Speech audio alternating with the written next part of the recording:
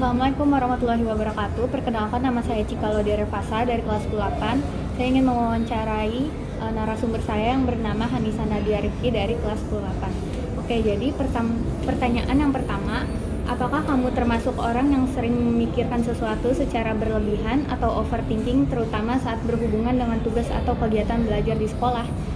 Aku tipe yang jarang overthinking sih ketika sedang melakukan kegiatan belajar. Oke, pertanyaan yang kedua, biasanya hal apa yang kamu pikirkan secara berlebihan saat sedang belajar atau mengerjakan tugas? Bagaimana overthinking itu muncul saat kamu sedang belajar? Biasanya aku itu kalau misalnya lagi belajar atau ngerjain tugas, overthinkingin tugas lain yang masih menumpuk yang belum aku kerjain gitu. Terus itu pun munculnya tuh kayak secara tiba-tiba. Terus pertanyaan yang ketiga, menurut pendapatmu, mengapa siswa bisa mengalami overthinking saat belajar atau saat menghadapi tugas sekolah? Menurut saya mungkin karena siswa tersebut mengalami tekanan tugasnya banyak atau mungkin karena tuntutan nilai yang harus bagus. Pertanyaan yang keempat, bagaimana kamu menggambarkan konsentrasi belajarmu saat sedang mengikuti pelajaran atau belajar sendiri? Hal apa yang biasanya membantu atau justru mengganggu fokusmu? Konsentrasi belajar aku kadang baik tapi kadang juga gampang terganggu.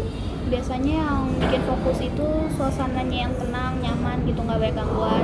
Terus kayak yang buat susah fokus itu kalau misalnya kayak banyak pikiran atau suasananya yang ramai atau mungkin HP juga kadang.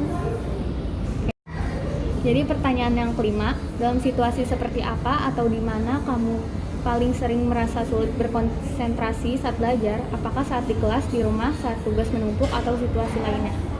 Biasanya saat suasana ramai entah di sekolah ataupun di rumah, dan biasanya saat tugas menumpuk juga. Terus pertanyaan yang terakhir, ketika kamu sedang mengalami overthinking, bagaimana hal tersebut mempengaruhi konsentrasi belajarmu? Apakah membuatmu sulit fokus, sulit memahami materi, atau mempengaruhi kegiatan belajarmu sehari-hari?